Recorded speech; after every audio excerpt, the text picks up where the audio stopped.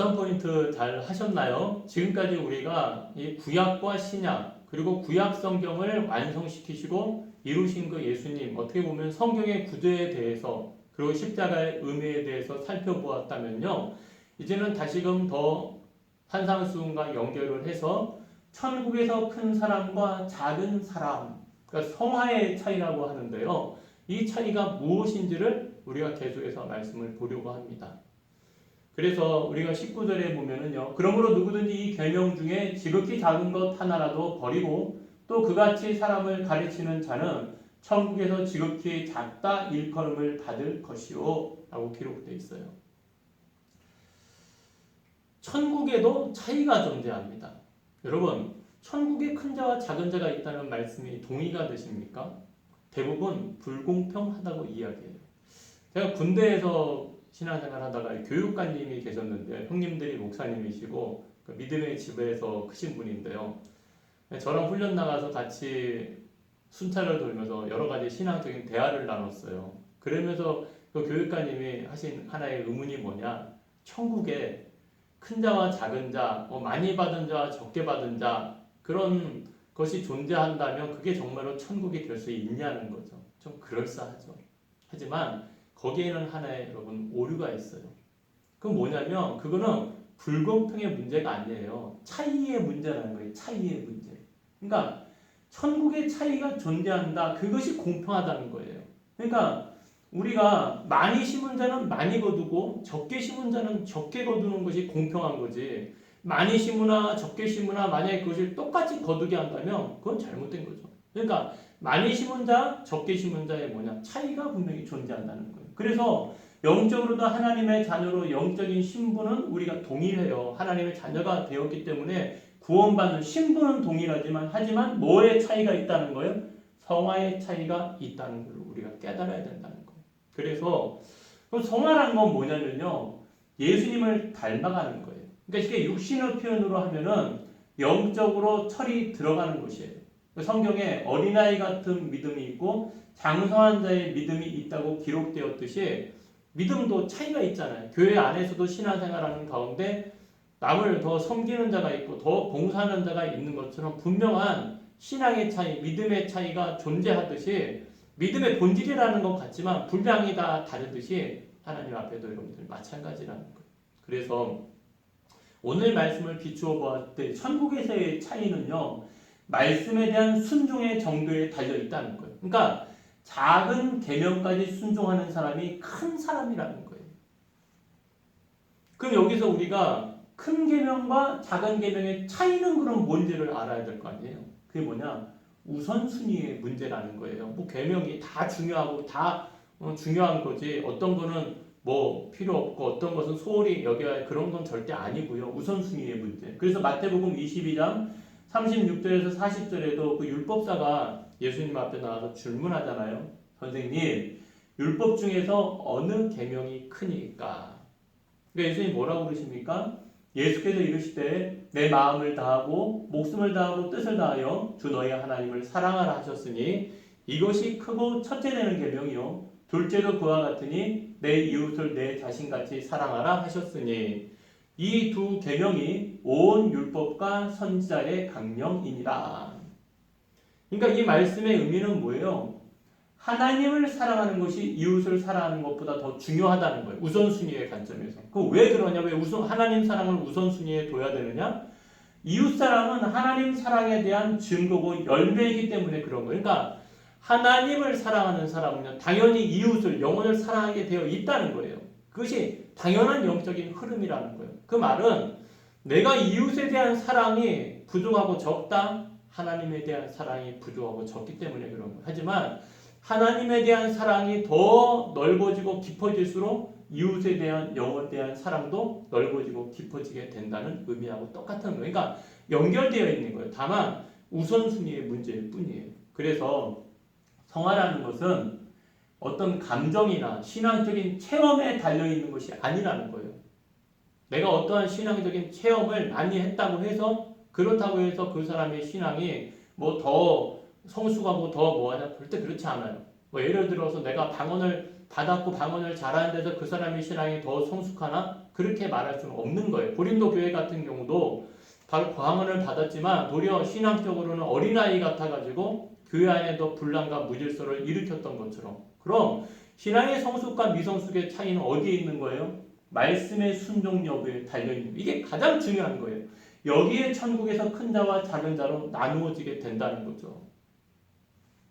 그래서 우리가 오늘도 이 천국에서 큰 사람과 작은 사람에 대한 이 성화의 차이는 곧 순종의 차이예요. 하나님의 말씀에 우리가 어떻게 죄인인데 다 순종하며 살 수 있겠어요. 여러 가지로 부족한 부분이 분명히 드러나지만요. 그럼에도 불구하고 이 산상수훈의 가르침처럼 내가 예수님의 제자로서 그리스도의 사람으로서 믿음의 사람으로 산다는 것은 그 하나님의 모든 말씀에 순종하려고 힘쓰고 애쓰고 사모하면서 살아가게 된다는 거죠. 그 자가, 그 하나님에 대한 영적인 태도를 가지고 있는 자가 결국 천국에서는 큰 자가 되는 거예요. 그렇잖아요. 아까도 말했던 것처럼 우리가 자녀를 키워보셔도요, 철이 든다 했을 때, 어린아이 있을 때하고 장성에서 철이 든다는 것은 부모의 사정을 돌아보게 되고요, 자기의 소욕을 절제할 줄도 알게 되잖아요. 우리가 성도로서 신앙의 삶도 마찬가지예요. 어떻게 보면 이 기복적인 신앙은요, 굉장히 어린아이 같은 수준의 신앙인 거예요. 이거 해주세요, 저거 해주세요, 저거 해주세요. 하지만 성숙한 신앙일수록 하나님의 뜻대로 하게 해주세요. 그게 바로 영적으로 철이 드는 신앙의 삶이거든요. 그래서 우리가 오늘도 하나님 앞에 그런 믿음의 모습을 가지고 살 수 있는 제가 되고 여러분이 되기를 소망합니다. 우리 묵상 포인트 하나 하고 넘어가도록 하겠습니다. 나는 천국에서 큰 자입니까? 아니면 작은 자입니까? 오늘 말씀을 우리가 잠시금 다시 묵상하시면서요, 우리 자신의 신앙을 돌아볼 수 있는 시간이 되었고요. 그리고 또 앞으로 우리가 하나님 앞에 나와서 믿음의 태도를 좀 더 우리가 바로 잡는 시간이 되었으면 좋겠습니다. 묵상 포인트 하시겠습니다.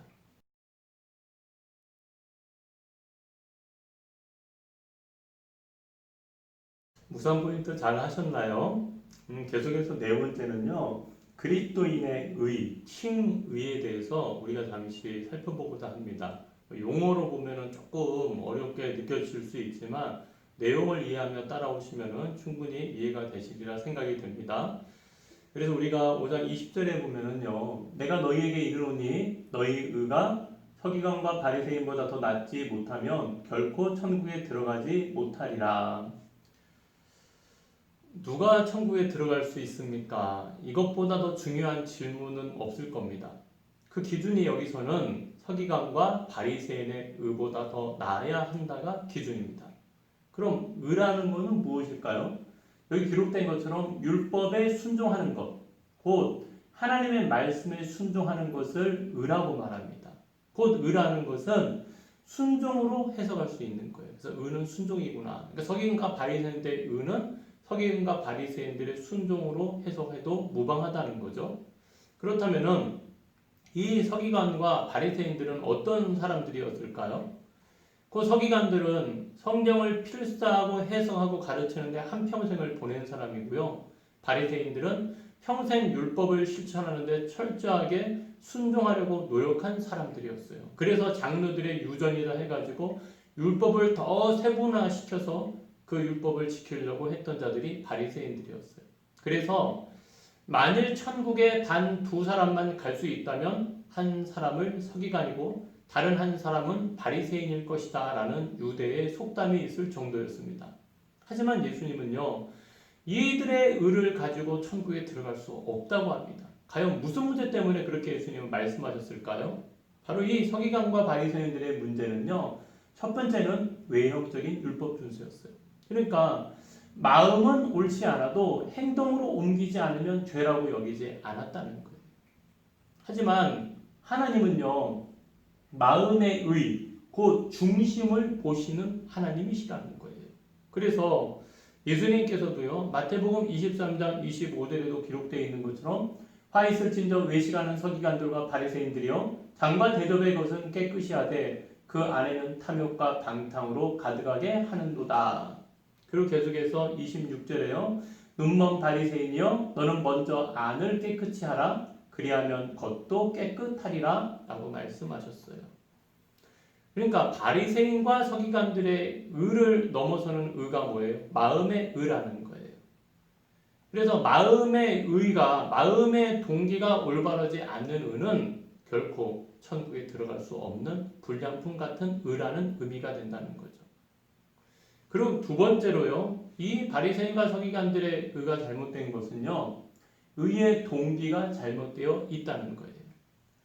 그러니까 앞으로 살펴볼 마태복음 6장 1절부터 18절에 보면 바리새인들의 구제와 기도와 금식에 대해서 나오는데요. 그들은 사람의 영광을 구하는 의의 동기가 잘못된 의를 행하였다는 거예요. 그러니까 사람의 낯을 구하고요. 사람 앞에 칭찬받으려고 구제하고 기도하고 금식했다는 거죠. 그것이 뭐냐? 바로 잘못되었다는 거예요. 그렇다면 하나님이 요구하시는 의는 뭘까요? 하나님의 영광과 하나님의 나라와 하나님의 뜻을 위해서 행동하는 거예요. 그것을 위해서 순종하는 거예요. 그것이 하나님이 요구하시는 의예요. 그래서 신약 고린도전서 10장 31절에도 우리가 많이 듣는 말씀이죠. 그러든 너희가 먹든지 마시든지 무엇을 하든지 다 하나님의 영광을 위하여 하라. 이것이 바로 하나님께서 요구하시는 의예요. 그러니까 하나님은요, 결과만을 보시는 것이 아니라 그 동기의 의를 보시는 하나님이라는 거예요. 그래서 사울왕 같은 경우도요, 결국은 커다란 잘못입니까? 결국 불순종, 마음의 동기가 잘못되었기 때문에 하나님 앞에 불합격당하고 폐위당했던 것처럼 바리새인과 서기관의 의가 천국에 들어갈 수 없었던 불량품 같은 의였다는 것은 곧 동기가 하나님의 영광을 위한 것이 아니라 사람의 영광을 구하는 잘못된 의였다는 의미입니다. 그럼 과연 그렇다면 그리스도의 의, 이게 이제 우리가 오늘 배우려고 하는 칭의라는 건데요. 그럼 우리는 어떻게 하면 그리스도의 의, 하나님이 원하시는 의를 순종을 이룰 수가 있겠냐는 거죠. 그래서 서기관과 바리새인들의 의는 우리 인간이 노력해서 도달할 수 있는 최고 수준의 의입니다. 이 말의 의미는 뭐냐면 세상의 법과 의도 여기에 머무는데요. 그러니까 사람이 노력해서 할 수 있는 최고의 상태라는 거예요. 그러니까 어떻게 보면은 우리가 서기관과 바리새인들의 의에 대해서 성경을 빗대서 비판하기도 하고 바리새인 같은 신앙이야라고 말할지 모르지만 반대적으로 돌아볼 때 외형적으로 봤을 때는 어떻게 보면 우리보다 더 높은 수준의 신앙의 생활을 그들은 외형만, 겉을 봤을 때는 더 열심히 했다는 거예요. 11조 철저히 하고 주일 성수 철저히 하고 아마 우리 눈으로 보면 저 사람 참 신앙 좋다. 그렇게 평가할 만한 신앙생활을 그들이 했다는 거예요. 하지만 우리가 오늘도 결국 이 말씀을 하는 걸 돌아볼 때는요. 솔직히 예수님이 요구하시는 의, 그 더 나은 의는 인간의 수준으로 그것을 여러분들 이루는 것을 어떻게 보면 불가능한 거예요. 왜요? 우리가 죄인이기 때문에 그래요. 그래서 예수님이 요구하시는 의는 죄인인 우리가 이룰 수 없는 의예요. 즉 우리의 의로 우리는 천국에 갈 수가 없다는 거죠. 우리가 말씀을 보더라도 다 순종하고 삽니까? 우리가 하나님이 기뻐하시는 뜻대로 다 순종하면서 살아요? 그러지 못하잖아요. 엄밀히 보면 우리도 그 의의 수준으로 돌아볼 땐 천국에 들어가느냐? 못 들어간다는 거예요. 그래서 거기서 절망하는 것이 아니라 뭐가 필요해요? 복음이 필요하다는 거예요. 나의 행위로는 불가능하지만 믿음으로 예수님의 의가 나의 의가 되는 거예요. 이것을 우리가 칭의라고 하는 거예요. 그러니까 우리는 죄인이기 때문에 의롭지 않는데 예수님을 믿음으로 예수님이 우리를 의롭게 여겨주시는 거예요. 그래서 믿음으로 말미암는 의, 그것이 바로 뭐냐? 칭의라는 거예요. 그래서 칭의라는 건 믿음으로 값없이 은혜로 예수님의 의의 옷을 우리에게 입혀주시는 것을 말해요. 곧 하나님의 선물인 거죠. 그러니까 은혜로 예수님의 의의 옷을 입게 되면요. 성령님께서 기쁜 마음으로 하나님의 말씀에 순종하고자 하는 새 마음을 우리에게 주신다는 거예요. 이것이 믿음으로 누리는 더 나은 의예요. 그러니까 서기관과 바리새인보다 더 나은 의를 우리가 어떻게 얻는다는 거예요? 믿음으로. 또 우리의 삶의 자리에서 회개하고 변화되는 삶을 통하여서 예수님이 기뻐하시는 삶으로 나아가도록 하나님의 성령께서 우리 안에서 역사해 주신다는 거예요. 그러니까 정말로 예수님을 믿고 복음을 내 안에 받아들이고 우리의 마음같이 거듭난 자는요. 결단코 세상과 타협하거나 세상이 내 자신이 기뻐하는 삶의 방향으로 나아가는 것이 아니라 그리로 나아가고 발을 디딜 뻔하다가도 다시 아이고 이거 잘못이지, 성령께서 죄에 대해서 깨닫게 해주시고 하나님의 말씀을 생각나게 하셔서 다시 회개하고 다시 하나님이 원하시는 방향으로 나아가도록 역사해 주시는 것이 하나님의 은혜예요. 그러니까 내가 잘 믿어서가 아니라 주님이 내게 의의 옷을 입혀주시고 성령님이 나를 인도해 주셔서 이 하나님의 은혜를 누리는 삶을 살게 된다는 거예요. 그것이 서기관과 바리새인보다 더 나은 의예요. 그러니까 그 의는 무엇으로 온다고요? 믿음으로 말미암아 오고, 그 믿음을 소유한 자는 하나님이 기뻐하시는 삶의 방법대로 살아가도록 성령이 도와주신다는 거예요. 그러한 삶이 우리 안에서 지금도 일어나고 있다는 거예요. 물론 성화의 차이처럼 어린아이 같은 믿음이 있고 또 장성한 믿음이 있어서 그 차이는 좀 있을지 모르지만 그 이루어지는 역사, 원리는 동일하게 우리 안에서 이루어지는 거예요. 그러면서 성화의 단계를 넘어 영화, 결국은 구원에 우리가 이르게 되는 것이 은혜로 만미한다는 것을 깨달으시고, 우리의 삶에 있어서 내가 다 그리 하나님의 말씀대로 순종하지 못한다 해서 낭망하는 것이 아니라 더 기도하고 회개하고 하나님의 말씀을 붙잡고 성령의 인도하신 대로 살아갈 수 있는 저와 우리 성도님들이 되기를 소망합니다.